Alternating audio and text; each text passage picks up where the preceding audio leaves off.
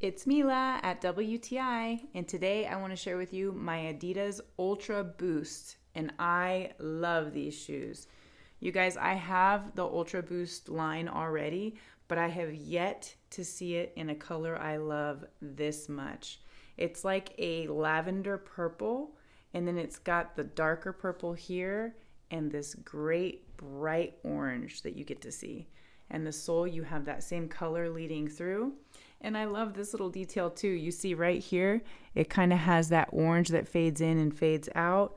Beautiful little details on this shoe. So one thing I really like about this shoe is going to be the actual sole. This absorbs major impact. Running with these shoes, you guys, is a game changer. It makes every mile that much more comfortable, no lie. Number one feature is the sole. Secondly, I love the construction of the upper. So this is super stretchy, so you can put it on with no issue at all. So once you tie your shoe at the tightness you like, you simply slip on and slip off, just like that. So let me go ahead and show you them on.